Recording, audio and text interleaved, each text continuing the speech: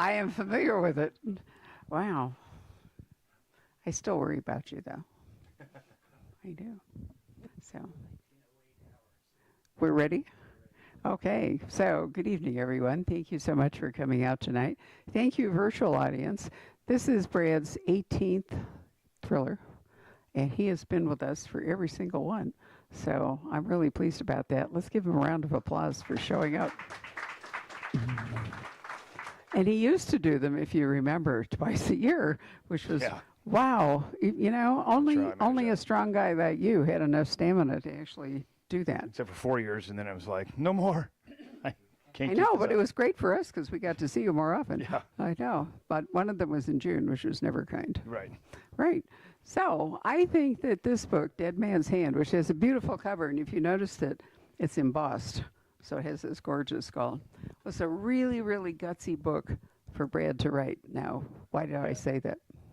Yeah, because I don't ever write about current events because they're current. I mean, anything can go sideways, and the book is absolutely worthless. And I actually, when I came up with the framework, what I was going to write about, I actually emailed my editor and said, I've got 3 risks with this book. I'll let you know right up front that this book could be worthless if 3 things happen. Number 1, the war in Ukraine ends. If Russia runs over them, or Ukraine pushes them out, or whatever, how they sue for peace. If the war is over, then nobody wants to read about a war that's over. I said that's a low risk. I don't think it's going to happen. I've been doing a lot of research on it, and I was like, I think it's going to be basically a stalemate, which is what it is. But it was a risk. And the second was Sweden and Finland. This is kind of a side plot. Sweden and Finland are trying to join NATO. And I said the odds are that they were doing it as a buddy team, that you're getting both of us or none of us. That's how it's going to work. We're both going in or neither one of us are going in. And Turkey had a problem with Sweden, didn't care about Finland, but Finland was like, we're not going unless they're going, thinking that was some kind of leverage. I said that they might get into NATO before the book gets published. I said it's going to be a close-run thing. Well, in Finland, because it's current events, they said, screw this buddy thing. I'm joining NATO. And I'm like, frass and rewrite. So they made it into NATO. And I told my publisher that Sweden may or may not get in there. And my book came out on midnight on Thursday or Tuesday, and they voted at 4 p.m. in the afternoon on Tuesday. I beat them. And then Erdogan just did it on Thursday. He approved it. And then Friday, of course, we said we're selling the F-16s. The final one was Putin. I said, something could happen to Putin. He's, if he falls out of a window, drinks some plutonium-laced tea or something, if he goes, then, obviously the whole plot of the book's shattered. And I said, that's not going to happen. He's a strong man. He's KGB. He's a survivor. I think that's a really low risk. And I turned the book in, and in June, Wagner and Prigozhin crossed the border heading into Moscow. And I'm like, there's a coup going on? Seriously?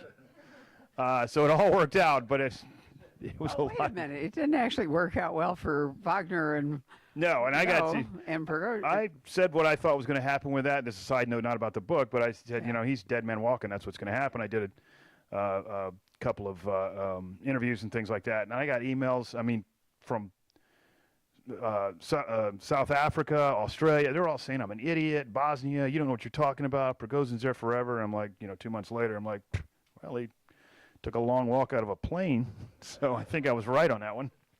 Why do you think that he actually just gave up? I mean, I've often wondered, since he clearly was going to be a dead man walking, why didn't he just keep going? Well, I actually think that, I know this Don't has get me nothing wrong. to do with the book, sorry, but I just don't get thought me it was wrong. an I mean, I interesting can question. sound like an expert, but I'm not an expert on Russia. But I do think that what happened was it is kind of a mafia-type organization all around there with all the oligarchs and things like that.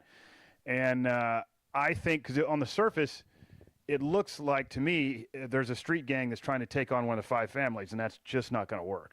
You're going to get crushed. And I think he had one of the other 5 families on his side. I think there's somebody on the inside of Moscow that was saying, we want you to do this, we want you to do this, I'm backing you. And then Putin found out about that, and it was like, oh, I'm not backing him. That wasn't me. I'm not backing him. And then when he was riding into Moscow, he found out that all the promises, this is just me speculating, all the promises that he'd been told when he comes running in, because he's have all this support from these other people, disappeared. And he was like, ooh, I'm out here all by myself. And it's too late then. Yeah, well, that's why he's like, oh, I was just kind of kidding. That's why he started saying, I'm not going against Putin. It wasn't about Putin ever. You know, I'm going to Belarus. You know, it's great. And I was like, too late, man. You're dead. Okay, there's your military analysis. But yeah, I did think it was bizarre, and that does make the most sense that he expected more support than he actually got. Yeah, well, I mean, he's been friends with Putin forever. It's not like he's a neophyte. He knows what Putin does, so he had to have somebody behind him where he thought he was going to succeed. He's not stupid. He's worked that area forever. And what let's take it one step farther. What do you think he would do if he'd actually succeeded? I don't think he would have succeeded. I think eventually Putin would have, crushed him militarily. I mean, Putin still had the monopoly of violence. People are talking about Wagner's. They're all battle-trained, battle-hardened Wagner mercenaries. Okay, well, they don't have helicopters, rockets, F-16s, or whatever their version is, Frogfoot fighters. They don't have any of that. Artillery. They had some armor, but that's about it. They just didn't have the monopoly of violence, and there's no way they're going to take over Putin. And also they had Karadzic was the Chechen. He's got his own army. Was in the south. He's driving north. He's a staunch Putin ally. He'd have just said he'd have gone and hit him. There was no way he was going to be able to do that without somebody helping him out. And it turns out that you're right. Your analysis turned out that way. Yeah. So, but that was a good thing about that is I did not use Wagner in the book. In the book, right? Because I'd already used him. I'd done a lot of research in Wagner. They were in Daughter of War and Hunter Killer. So back before they made the news. And so when I was writing this book, I'm like, I'm not using Wagner again because now they're famous and it's not any fun. I've already used them twice. And luckily I did that because then I really would have had to rewrite because they got wiped off the face of the earth. So I used the National Guard. In 2016, Putin came up with the National Guard, which is not like our National Guard. It's not like hurricane relief or anything like that. Their military, the GRU, Spetsnaz, and all those guys still work through a chain of command, just kind of like we do. There's a Pentagon, there's generals and all that. And Putin wanted his thumb on some organization that he can just tell them what to do. And so he invented the National Guard. And they have one in every oblast in Russia, Kaliningrad. They're all over the place. And they have Spetsnaz guys like that, but he gets directly control them. And the commander of the overarching National Guard was Putin's personal security detail protectee. He was in charge of the PSD for Putin. Real loyalist guy. And so that's what I used. And I used Putin's name throughout the book. I kept waiting for my publisher to say, change his name to Uden or something like that. Never said a word. And I also used the head of the National Guard. He's a real guy. He used to be Putin's personal security detail guy. And I used his real name. And my publisher said, you got to change that name. That's a real person. You've got to change that name to something else. Putin's not a real person? Well, that's what I was like, Putin's real, right? They didn't make me change Putin. I don't know why. They made me change that name, but not Putin. Fascinating. Yeah. I love it. Right. So you talk about chain of command. One thing I thought was interesting in this book is that there's a fair amount of discussion with the task force and other people about what the task force actual chain of command is, what it is, can they do and can't they do. I don't remember that there was quite that much discussion in earlier books. Why is it important in this book? It's important in this book because, number one, Pike doesn't want the mission. He's like, that's not what I want to do. And number two, it's always easier to be the guy that, argues against the command until you realize the command's not actually doing what they're supposed to do. And then you've got to stand up and say, wait a minute, that's not right. If the command had said I was doing this, you'd say, damn that command, that's not, they don't know what they're talking about. And then when they do go off and do something wrong, you're like, whoa, wait a minute. Now I'm going to have to be the good guy and say that you're not allowed to do that? Because the task force I created out of whole cloth, it's not real. You guys have probably heard me say that before. I didn't want anybody to say that I was right about classified organizations that I'd served in and just change the names for fiction. So I made something out of whole cloth that if you served in that world, you'd say, we don't have that. That's not real. But having served in that world, I knew that there would be some kind of control over it. They would have left and right limits. There would be things like they had a charter that I actually created of we're not going to duplicate the NSA. We're not going to duplicate the CIA. We've got those organizations. This is what these guys do. Here's the left and right limits. Not allowed to collect cell phone data. That's NSA. You're not allowed to do traditional intelligence. That's CIA. All that kind of stuff. And they have an oversight council that has to vote on every phase of the operation. In this book, it's just the head of the CIA and the president, just basically saying, we're not telling And anybody there are else. always budgetary issues, right? I mean, at some point, the task force guys need to be paid. Yeah, well, They're not each personally wealthy. yeah, but money's no object of the task force. Right. So that's what I always Nonetheless, say. it has to come from some, some Black pocket, budget. right? Whatever it all is. No, it's certainly true. Reading the book, that Pike doesn't really want to be doing the mission, which Brad can describe to you in a minute, and he uses that, Yeah. jurisdictional thing to. Because he's always wanted to get away with the jurisdiction stuff and say, I shouldn't have to follow that. That's stupid. There's a bad guy there. I want to do Right. this. And now he's like, wait a minute. Aren't I you know. supposed to all be voting on this? No, it was. I thought it was an interesting change up. I like that. So why don't you give us your short version or long version, as you wish, of the plot, and then we'll talk about some fun stuff. Yeah. So I was doing research on the war in Ukraine with Russia, not because I was writing a novel, just because I still do security consulting, and I was just wanting to stay on top of it. And one of the big things that everybody was worried about and still talks about is when are we going to hit a red line with Russia? Or we're going to get a nuclear war? I mean, Elon Musk is pulling his hair out. We're all going to die in nuclear war. And so I was like, what are these trip lines? And one of the things I found, which I didn't realize existed, was this thing called a perimeter system, which is from the old USSR back in the Soviet days. And it was a competition or against our own SDI initiative. So in the 80s, Reagan had Strategic Defense Initiative, Star Wars, which we bragged about. We could knock out any missile that enters our airspace. We'll be able to shoot it down with this Star Wars system. It never came to fruition. We never had anything close to that. But we bragged about it, and it scared Russia to death. Because at that time, in the 80s, the deterrence mechanism at that time was MAD, mutually assured destruction. I'm not going to go to war because in so doing, we'll both be wiped out. There's no winner here. We're both going to get annihilated. And Russia said, if these guys believe they can knock out every missile we shoot at them, that increases their ability or their probability of doing a first strike because it's no longer MAD. They think they can knock them all out, and it's just us this time. And they couldn't compete with us in space, so they made the perimeter system, which was called the Dead Hand in the West by NATO for reasons that become obvious. So they put sensors all over Russia, seismic sensors to test for earthquake-like activity, communication sensors to see if the Kremlin's talking to high command, is the high command talking to all their forces, that kind of stuff. It's like the original version of AI. So all these sensors are all over Russia, and they all fed into a computer. And if all the conditions were met, the computer said, we have suffered a first strike. And at that point, the computer launched all remaining missiles, which is why it was called the Dead Hand. There's nobody on the switch. The computer just took everything and rolled it all in and fired the missiles. Now, everything had to be met. So if you had an earthquake-like activity, but the Kremlin's still talking, then it wasn't met. If the Kremlin quit talking for whatever reason, sunspots, but there's no earthquake activity, then it wasn't met. So all the things had to be met at the right time for the perimeter system to go, for the Dead Hand to fire. Well, I read that, and I was like, and it's still in Russia. They still have it. I'm like, you checked the batteries on that thing? So I read that, and I was like fascinated by it. I said, there's a story there. So in the book, I basically changed it. Putin has changed it from the Dead Hand, which is a first strike that initiates it, to he calls it the Dead Man's Hand, meaning himself. If something happens to me, if I drink tea or fall out of a window, then this perimeter system is going to launch. And he's doing it for his own internal consumption. So anybody that wants to get rid of Putin, he's like, you get rid of me, you're all going down. It's his own version of MAD with his own internal competition. If you get rid of me, I'm starting a nuclear war and Russia's doomed. And that's what he has. But on the other side, we have partisans in Ukraine. They're saying the only way to end this war is to get rid of Putin. We're in stalemate. We're not going to be able to push him out. If we get rid of Putin, somebody will come in here and they'll pull out voluntarily. They don't know about the Dead Man's Hand.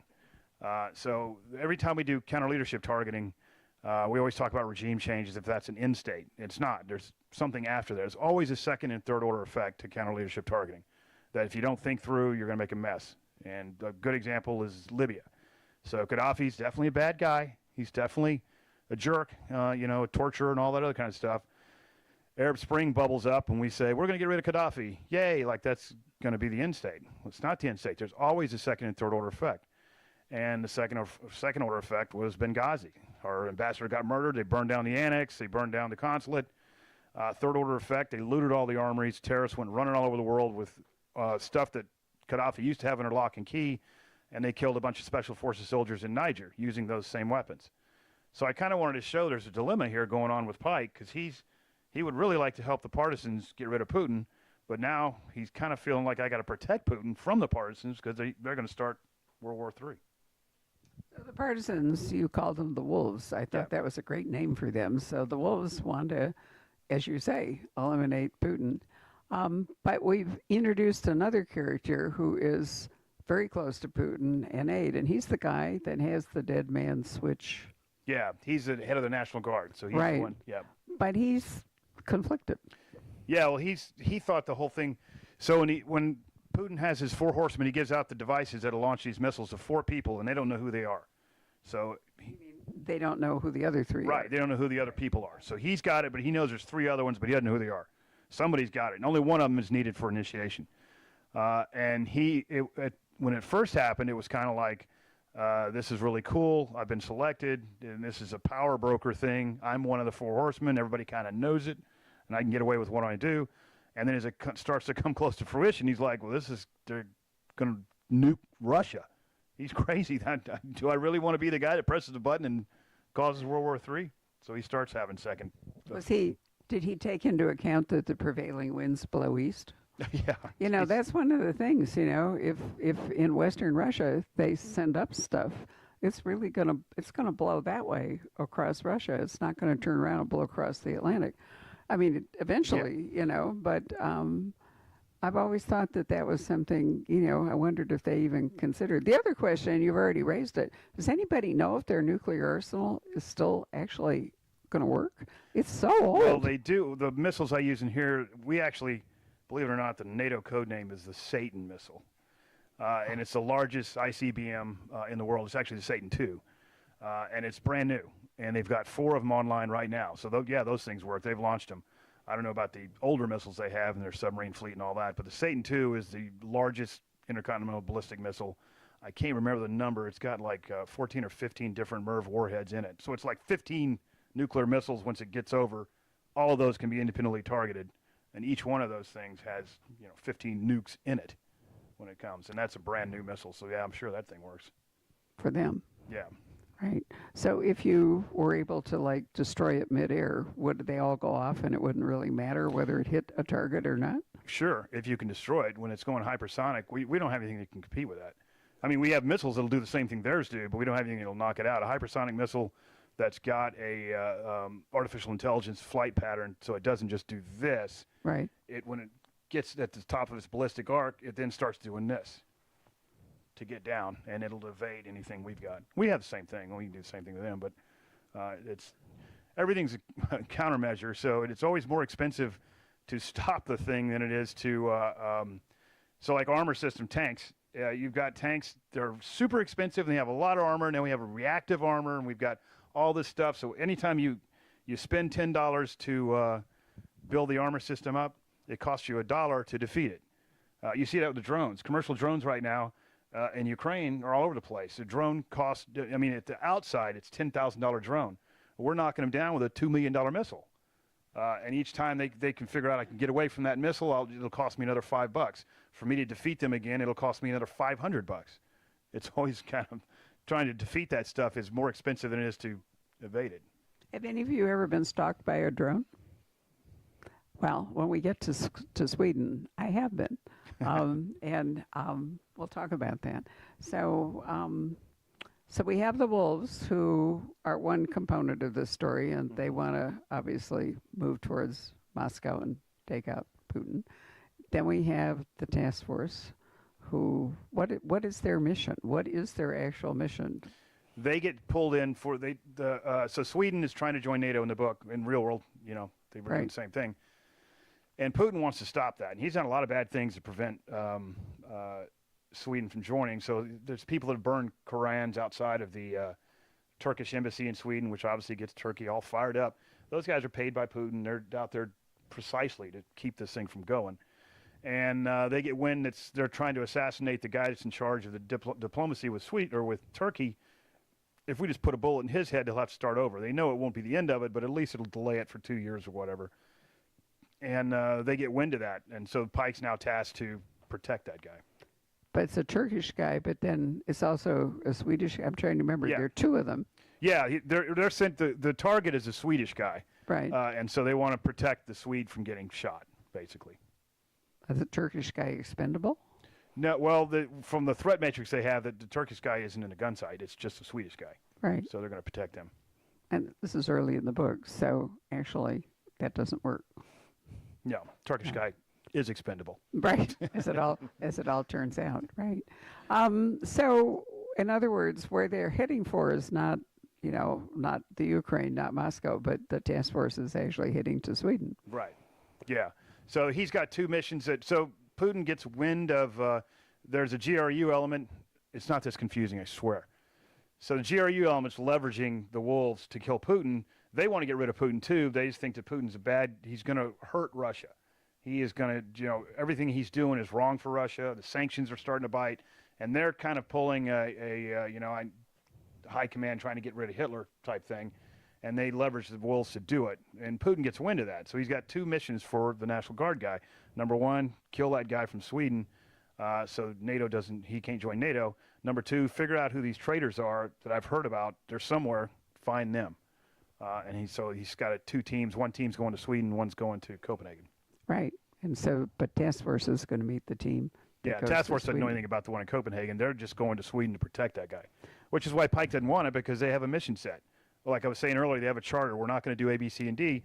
And, protecting a Swedish diplomat is not in the task force charter. There's nothing to do with terrorism. That's not his mission set. So off they go to Sweden. Now, you love to do on-the-ground research, right? Yeah. So I'm going to assume that you actually went to Sweden. Yes, all over Sweden. All over. So all the rune stones. Yeah, which I love the runestones. But let's talk about the Vasa Museum, which is one of my absolute favorite things. Have any of you actually been to Stockholm and been to the Vasa? So you know how fabulous it is, right? So tell us the story of I can do it, but it's better if you do it. Yeah, so I actually wasn't going to use the Vasa Museum. We had something that fell through, and we were in Gamlestan, which is pretty close. You can walk basically down the boardwalk. Gamlestan is the old town, is the ancient part of Sweden. And we went to the museum. The Vasa is it's back in the day of sail. Sweden spent bazillions of dollars. It was the finest warship ever built, greatest thing on God's green earth. They were so proud of it, and they launched it from Sweden, from Stockholm, out in the water, and it went about 100 meters and sank, killed all aboard. Right. So they actually had hired a Dutchman. This was in the days this is the 16th, 17th century, Yeah. 16th century, I think it is. And if you pay any attention to Baltic politics, at that time Sweden was the biggest power. And so they hired a Dutch guy to come in. And if you've seen pictures of like Columbus's ship, that they were very tall, right, and narrow. So, and they had a whole lot of like fancy quarters at the back for the captain and the whole bit. So the Dutch guy came, and in order to build like this fabulous warship, he made it extra tall, but he didn't make it extra wide. And so what happened was, when it actually hit the water, it just rolled over. Right. I mean, And it killed everybody on board. It's kind of funny. It's yeah, not they all funny, but you drowned read the right story, there. You're like, everybody, because it was a big deal in Sweden at Yeah. the time. They were all on shore waving their Right. flags, and look, we're so powerful, and it went bloop. just rolled the- right the- over. It sank into the silt, and it stayed there forever until somebody found it, scuba diving or whatever. They found it sonar, and they decided to pull it out of the silt whole, and they did. And it's the whole ship is inside this museum that they pulled out of the ground. Do you guys know who Jim Gaffigan is? He has a joke about this. It's one of his specials. He talks about this, and I didn't know at the time, but I went in there when I read the story. I'm like, this is the Jim Gaffigan boat. And once I was in the museum, if you've been in the museum, it's very dark. Illumination is really kind of mood lighting, I'd call it. And there's passages everywhere. And I was like, man, I could kill somebody in here. And so I took up a lot of pictures, and I ended up doing that very thing You inside the did do museum. that very thing. So one of the things, then, if you ever read about the Mary Rose, the Henry VIII wooden warship, when they brought it up, what they've learned is that if the wood's been in the water that long, they have to keep it wet. If they let it dry out, it's gone.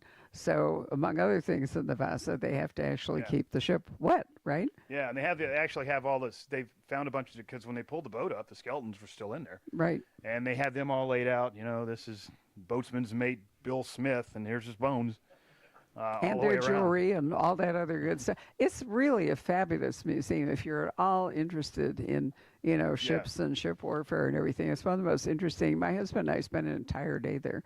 We were just fascinated And with actually, it. right outside the museum, which is also in the book, there's a bunch of trails that run around this. It's not an island; it's a peninsula, but there's a bunch Right. of trails that run around, and there's a cemetery right behind it. Elaine and I were walking around, and I'm like, "Holy moly!" You go up top of the hill, looks like an old English cemetery with a big church at the end of it and a bunch of old tombstones. And I was like, "Man, this is getting better and better." Taking pictures of that, all the trails and everything, and I ended up using that whole area. And then, just to punctuate it, the Stockholm or the Swedish Museum of Modern Art is right there too, and it's built I didn't like go a to that. bunker. Right now, I've been through that. As I spent a lot of time in Stockholm, so that's where I got stalked by a drone. So the Gamla is the old city of Stockholm, and some of you may have heard of Uppsala, which is a Swedish museum, and that's where I'm trying to remember his name. The guy that came up with a genus for all the plants. I can't, it'll come to me. But anyway, the guy that determined how we talk about plants and everything, he was at Uppsala, and there's a garden there for him. But it was also an old Viking thing, and they're old Viking burial mounds. But you can walk from Uppsala to Stockholm from one really old city to another one. And the day that we were there doing that, I loved it. All the Swedes go on holiday in August, and the only restaurant in Stockholm that was open was Greek. I mean, that was all the Swedes were in Greece. Chinese and I Christmas in know, America. right? But there they were. But anyway, as we were walking over, there's a bridge near where the Nobel Prize stuff is done and all. There's a hotel there, and there's a bridge that goes across to the old town. And so we're walking on the bridge, and we kept hearing this weird noise. So we looked up, and there was this huge black drone right over us. And we finally figured out where the guy was. He was on some peninsula looking at us. And I have no idea what he was actually doing, but it was the creepiest thing. And it's quite noisy, Yeah. a drone that size, so you could hear it. It was like some gigantic bird or bug that was going to come down and get you. And it took us a while to figure out it was a drone. And then it took us a while to figure out where the guy was. And it's like a game thing, that he was using. And I've never known what happened. I mean, eventually we walked over the bridge and ditched it. But, I thought how awful it would be if a drone was really targeting you. Yeah, well, that's what they're doing now. Well, no, I know. Pioneered that in American. No, what even that? 5 books ago. What, the drone thing? Yeah. Suicide drone. Actually, I read the acknowledgments the other day, and I was like, "This hasn't happened yet, but promise you, it's gonna." And I'm like, Got "I'm it. a genius." You are a genius. The other thing I think that's great about drones, if you're watching any of the, gazillion things that are streaming, is the photography in various TV is fabulous now. Yeah, especially the racing drones when they're. Yeah, but I mean, there's a whole French series I've watched forever. I have seen more of France on this TV thing through drones than I ever saw, and you can't even get that perspective. Right. If you're not, wasn't it the Gray Man, Mark's book, that had a ton of some, drones. There was. absolutely. Yes. Yeah. Mark Rainey will be here on February 20th, and Brad is coming back. So it'll be Brad and I'll Mark. interview him. I just left Mark in Memphis, and so he agreed to do Right. it. It's a really funny story. Actually, Mark's publicist, for some reason, imagined that Brad was coming, so he advertised the whole thing, and then he wrote to me and he said, "Did I imagine that Brad was coming?" Because I saw his tour card. It says, "In conversation with Brad Taylor," and I was Right. like, "First I've heard of that." So I texted anyway, Mark and said, "I'm on your tour card. What's going on with this?" And he Right. was like, "I thought you were coming." Right. So anyway, I said, "You did imagine it, and Brad's not coming." So they redid it, and they sent it out. Now Brad is And I coming. saw him yesterday in Memphis. I spent the night at his house, and I said, "I'm willing to come." I didn't, it just I somebody love needs to the tell idea. me. Right. Too funny. But anyway, that Gray Man, and that reminds me, did Mark tell you, is there going to be a sequel to the Gray Man? We never talked about it. I don't know. Oh, so that'll be something we can ask Yeah. Mark, because it was there was some, as I said, gorgeous photography in it. All right, so back to the task force. So Jennifer and Pike arrive in Stockholm with what backup besides the two of them? They've got. They're doing the Rune tour That's their develop cover, right? develop Is the that they're there to look at runes? Yeah, which is kind of actually a funny story too, because I always try to find. If you haven't read the books, Grow Your Recovery Services is a cover organization for them to penetrate Right. foreign areas, because most of the archaeological stuff in the world that hasn't been actually pulled out of the ground is in ungoverned spaces. And what else is in ungoverned spaces are a bunch of bad guys. That's why it's ungoverned. And so he uses this as a cover.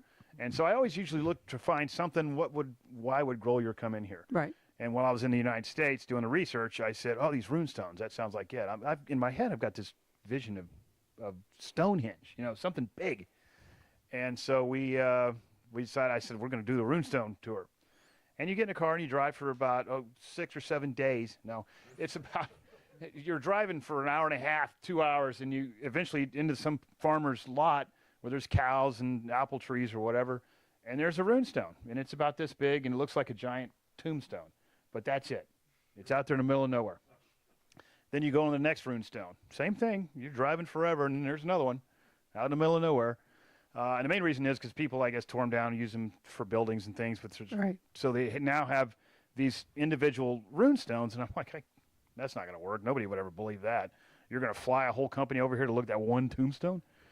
And so then they said, we're going to go to the Council of Elders. This is where the Vikings in the 14th century would all gather together, and if you stole a cow or were getting divorced or getting married, this is where the Council of Elders would decide your fate. And now I'm thinking, Stonehenge, finally. We're going to go to some kind of Stonehenge place. And we drive forever, and we go to this lake, and they have a ring of stones around the fire pit. It's like 8 stones, big slabs of rock going around. They've mowed it. And I'm like, this is the Girl Scout camp.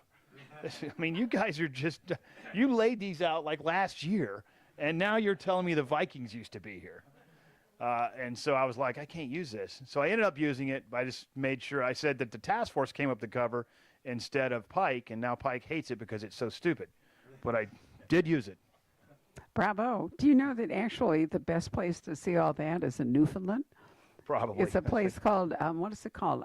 Lance Miro? I'll have to remember it. You can only really get there by boat. I mean, it's hard to I was do. just looking for anything. Right, and it's a whole Viking settlement with the longhouses and the rune stones and all the rest of it. I love it. So, that's another place you could possibly go if you really still want to see rune stones. Going to India next. I've already got that one figured out. Going to India. For the next book. We're very good research on it. So, detour here. Do you pick the story by where you want to go, or do you pick the story and then? No, it depends on the book. Sometimes it's a story in and of itself, a new story I've seen. For instance, this one, obviously Russia invaded Ukraine. I'm not getting shot at in Ukraine, and I wrote Ghost of War, so I'm not going to go to jail in Russia. Right. I've already made fun of the Russians, and I had Wagner in a bunch of books. I'm like, I'm not setting foot in Russia. So I had to figure out where I was going to go, and I figured the Baltic states, Nordic Ring, that's where I'll go. So that's how I ended up there.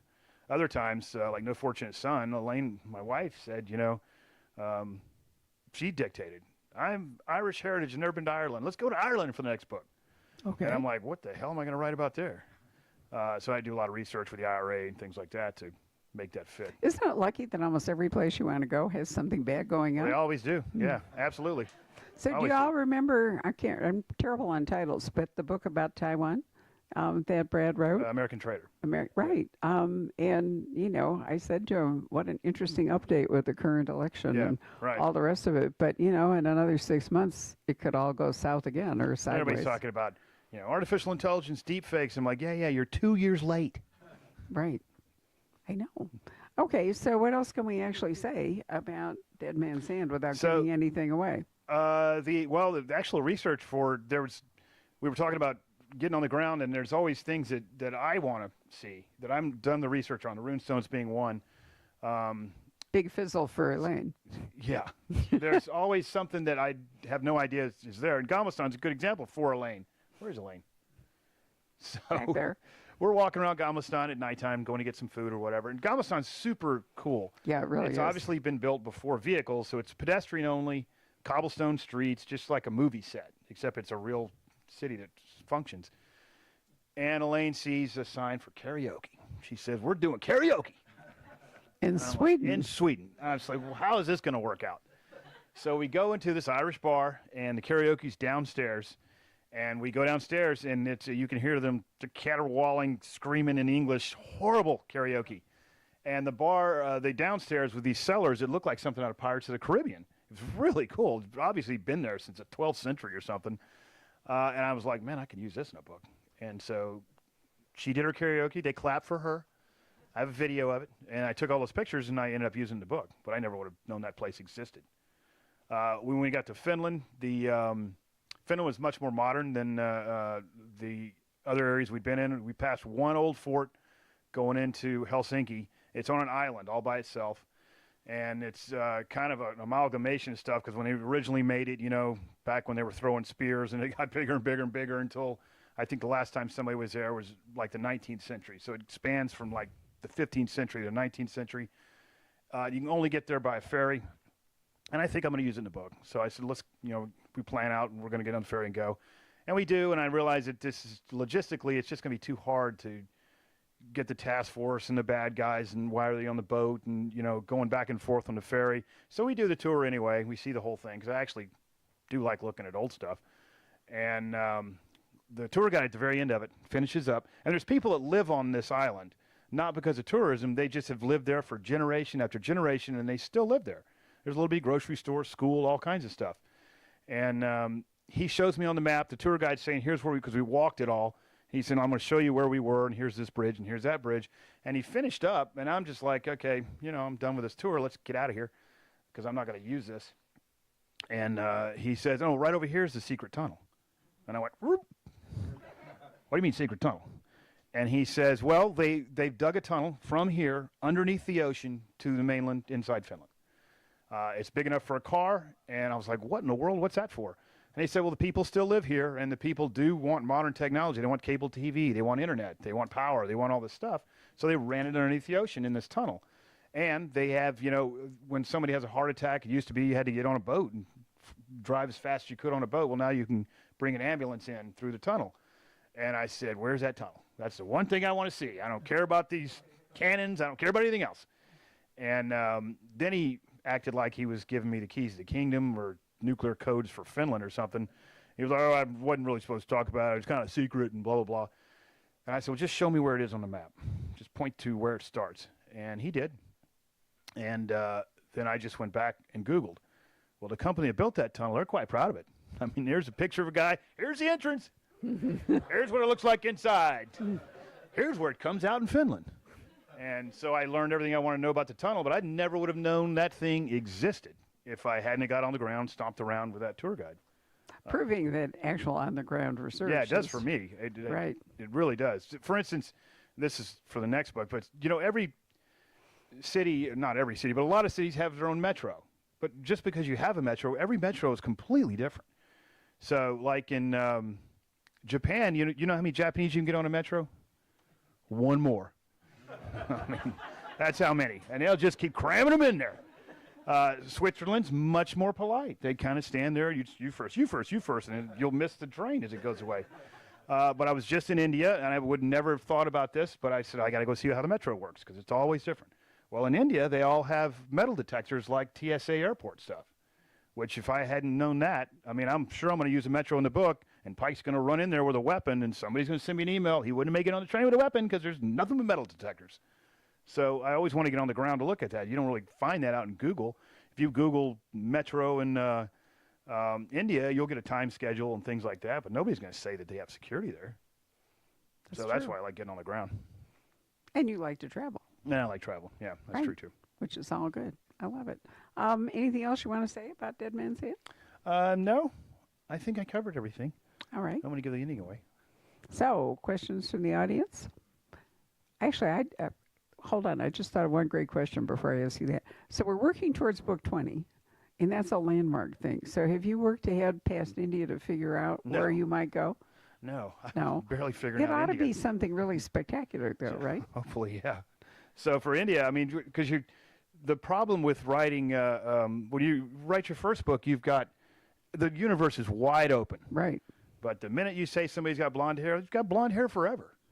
And it gets harder and harder and harder to develop a overarching plot that you have not done before.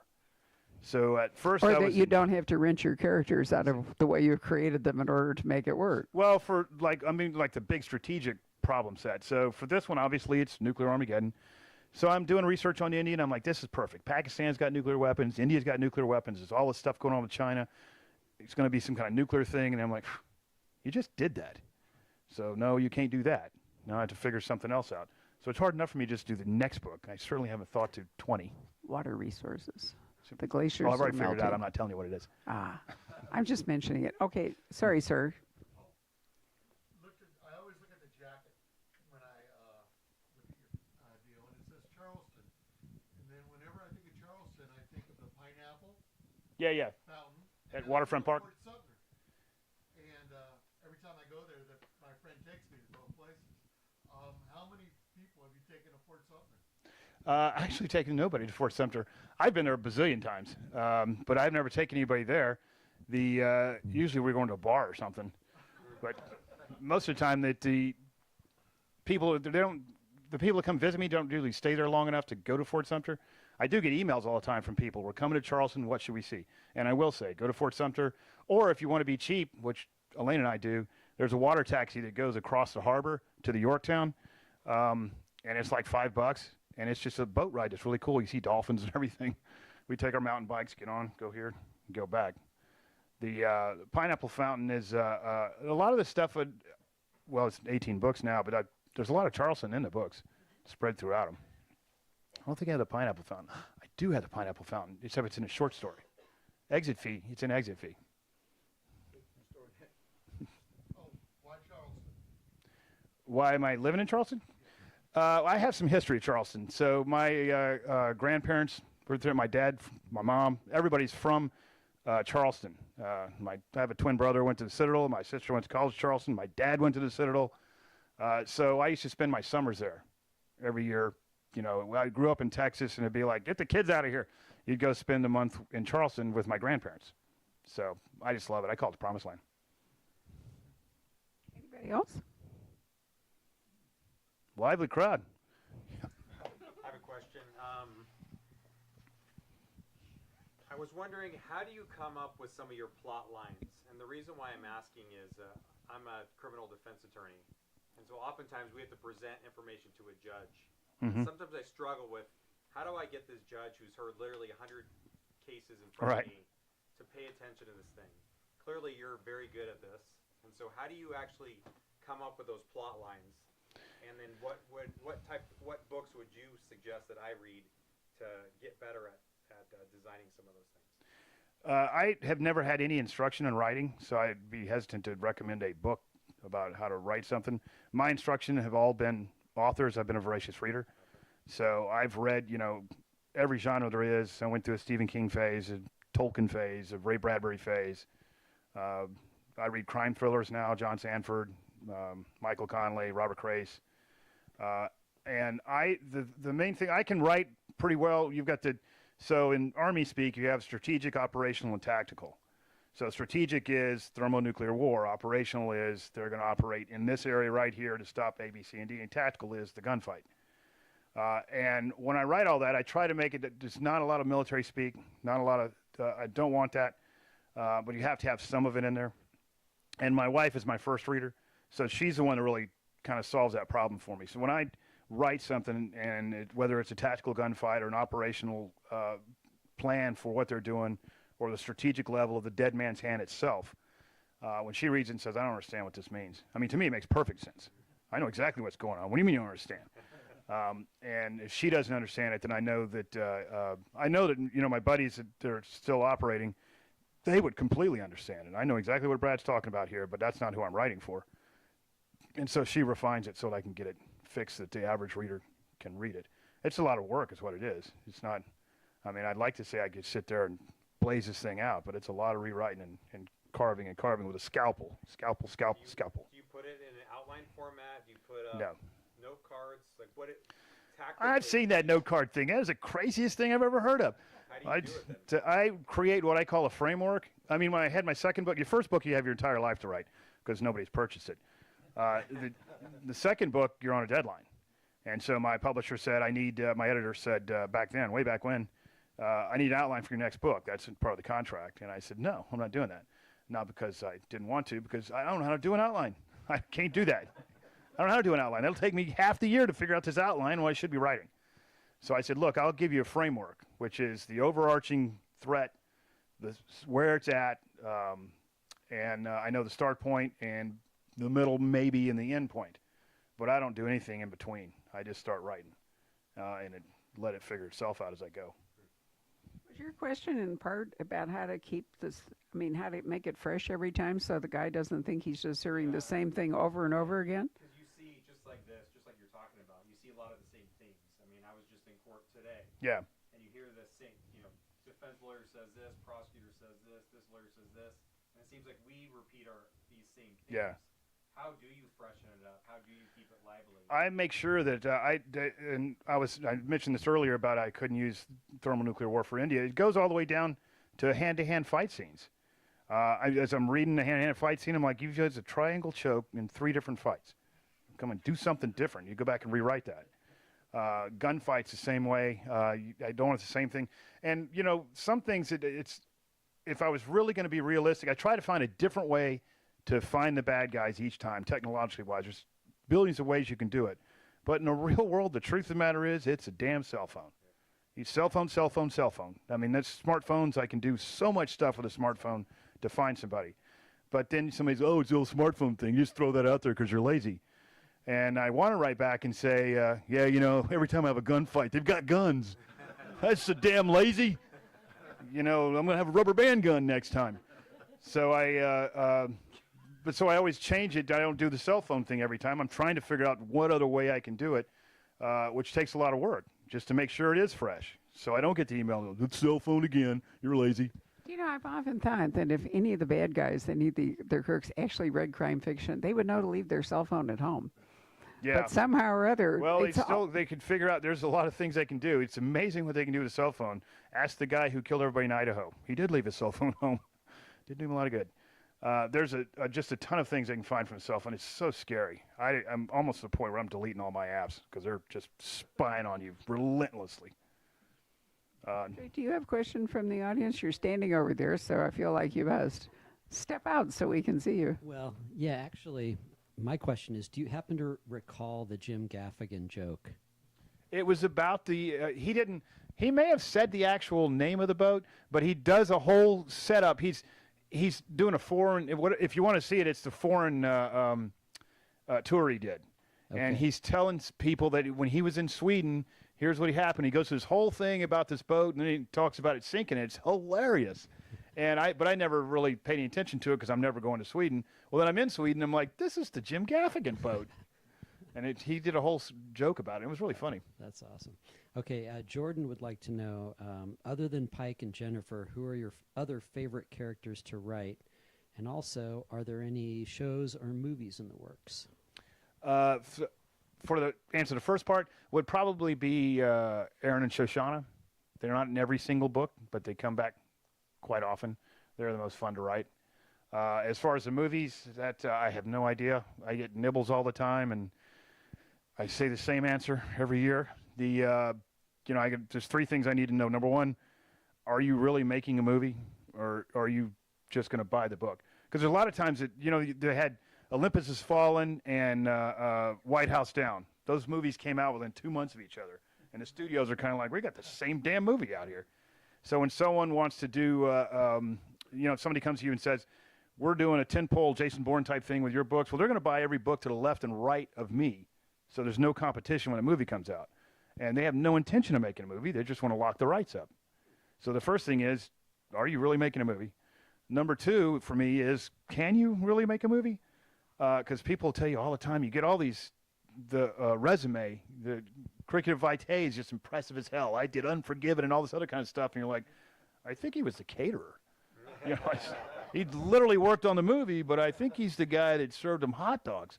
So you're never sure, is this guy really that big a deal? Because they're all saying something, and I don't really know.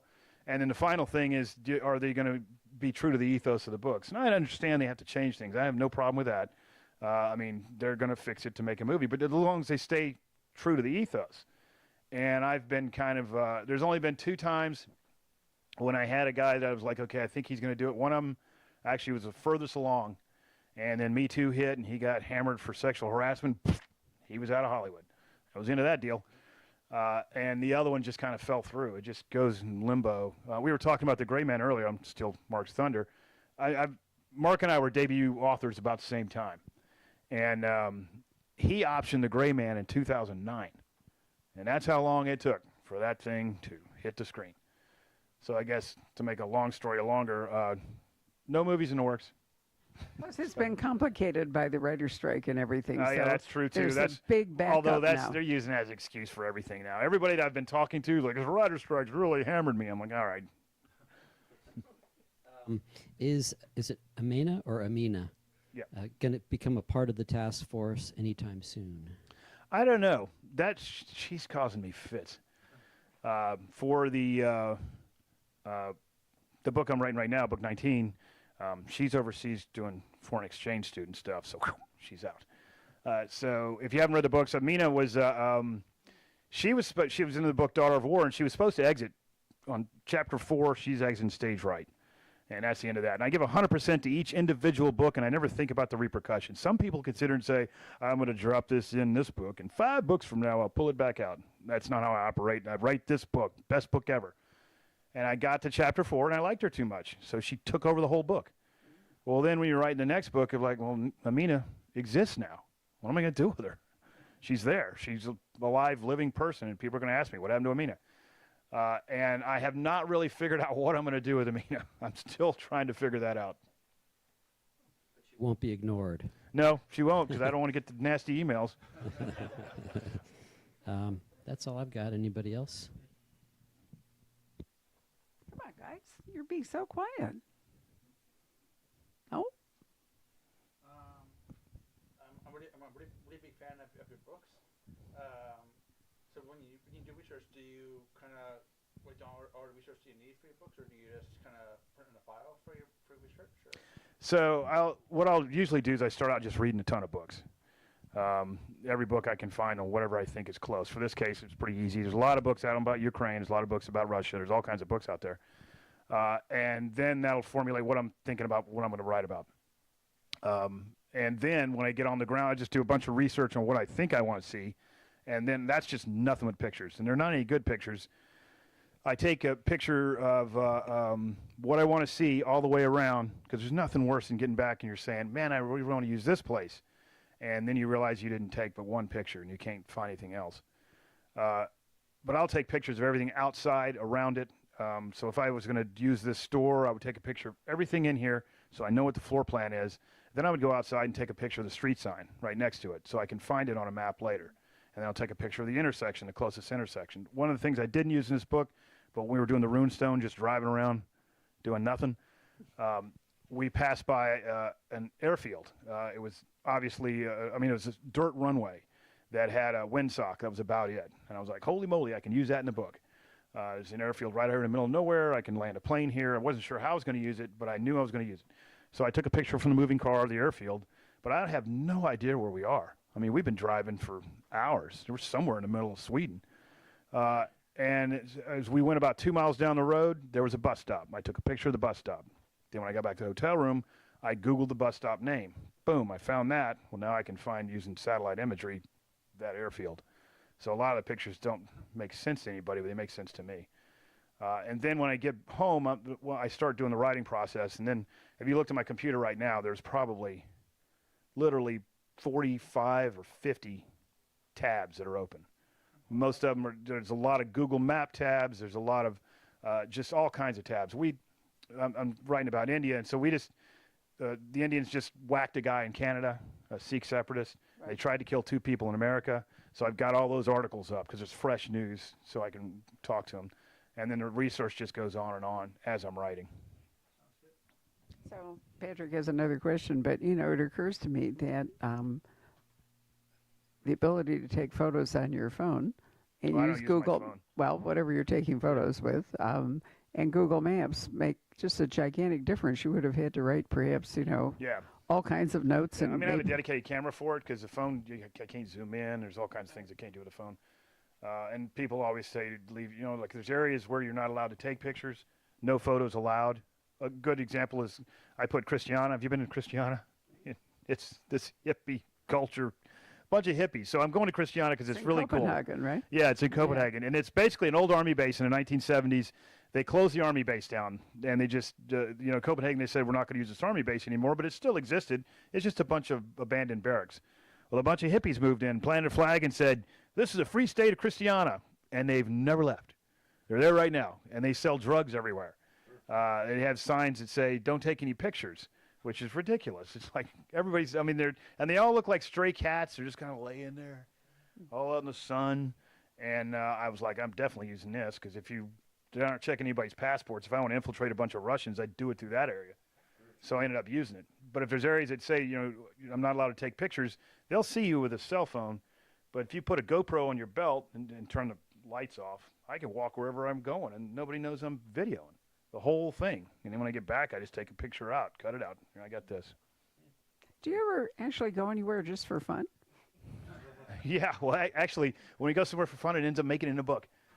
So, Oh, the karaoke bar. I forgot. You already told us we that. went to Positano for vacation, Yeah. and that ended up being Honeymoon Heist, where the last short story I wrote was all Positano, because we were there running around. So I used Got it. Patrick, you have another question? But then you can write it off, right? You're damn right. Let's see here. Okay, Jordan has another question. Was your research for this book your favorite, or is it still The Widow's Strike? I think I remember that right. Yeah, this one I think the one that would be our favorite would be Daughters of War, because we went all over Nice and Switzerland. Although No Fortunate Son, that's Ireland. What would you say? She loves Switzerland.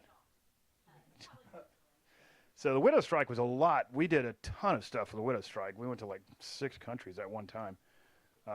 So I enjoyed that experience. But as far as having more fun, it would probably be Daughter of War, because we got to run around Switzerland.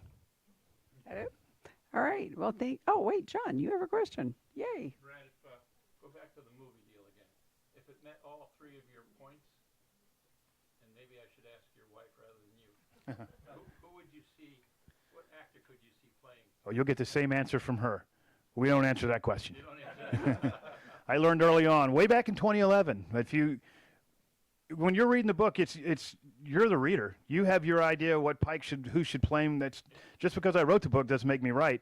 And I answered that question on social media one time, and then everybody started attacking everybody else. And you're an idiot. That's the wrong one. No, you're an idiot. No. And then when I weighed in, they said, well, he's the author, and he said this. He told you you're an idiot, and it just got vicious. Social media just fell apart, and I was like, never answering that question again. A very wise decision. She'll say the same thing. We both made a pact. We're never answering that question. Right. Well, it's great to see Brad again, even if it's only once a year now and not twice a year. So let's give him a round of applause for coming. Thank you. And I do have, as I often do, a giveaway book, and this one is by Dale Brown. Remember him? He's been a thriller writer forever, called The Devil's Fortress. Former U.S. Air Force officer Nick Flynn joined the clandestine Quartet Directorate to continue its long-standing mission to act decisively against serious threats to the free world, and with the backing of Russia's authoritarian president. Who would that be? No threat is more deadly than that of Pavel Voronin and his mercenary Raven Syndicate. I love the way everybody creates their own version of the task force. You know, I mean, I guess the basic answer is that they all have to be off the books because the CIA won't let you write about them. Well, I actually didn't, because they could, because they're not read on the CIA. I am. Right. I have non-disclosure statements that I'm not allowed to write about. So I know, right? And they have to approve it if you mention them, right? No, if I was going to do some nonfiction, actually it'd be Department of Defense has to do me, because I'm a DoD guy. Right. The CIA has their own pre-publication review process. They do. And so does Right. the FBI has theirs. Yeah. State Department has theirs. But I just did it because I didn't want anybody to think I was writing about other organizations. Which is another question you always get is, have you ever thought about collaborating with Mark or with Yeah. anybody? And they have their own universe. That's right. So, somebody's like, would you collaborate with like High Mills on a Mitch Rapp thing? I was like, well, what? Someone's going to say, wait a minute, you're the task force and you're the Orion team. What the hell's going on here? You're both doing the same damn thing. So it's hard to mix universes. It's very hard. No, I agree. Anyway, this book is called The Devil's Fortress, and when is it publishing? In May. So I'm going to give it to the guy who asked the first question, you in the red chair over there. Thank you very much for asking a question and kicking us off. And if you would like to get a book signed and take a photograph of Brad and everything else, we're going to just stay at this table, which is rocking annoyingly. Maybe we can fix it. So if you would fold up your chairs and lean them against the wall and then line up by number, that would be great. Thank you very much again for coming. Thank you, virtual audience, for joining us.